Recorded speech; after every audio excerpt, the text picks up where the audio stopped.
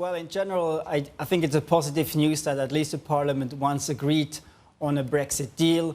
Now, they didn't agree on the timetable. Boris Johnson already announced that he wants to have a snap election if this happens. So we will learn more. He still needs a majority, basically, to have the snap election. And at the moment, it seems that Corbyn at least is less. Jeremy Corbyn is less interested in getting this snap election. He wants to have a commitment that there's basically no hard Brexit on the table, and so far the two sides are probably still far away.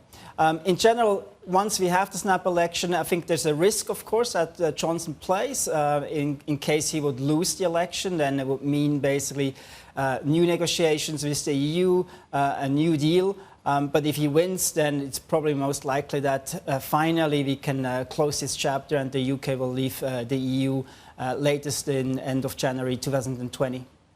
What do you think when it comes to pound sterling sitting at that 128 level right now? Is that fairly valued, or is there still too much risk out there when it comes to the Brexit story to be able to make sound investments when it comes to UK assets? Well, we're actually quite bullish on the pound.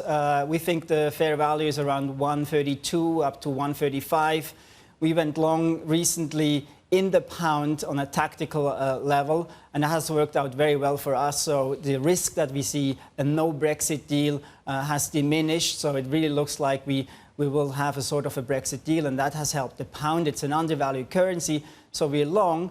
Now today we basically close this tactical trade, but we remain bullish on the pound. We think it's a more structural story from now on. So we actually bought equities, UK equities today. It's a big underperformer year to date, dividend yield of 5%, biggest valuation discount for the last 20 years to global equity markets, and you get basically sort of a positive pound effect over the next couple of months. So we still think that if the deal happens, if the UK can leave with a decent Brexit deal, that the pound could rally towards 135.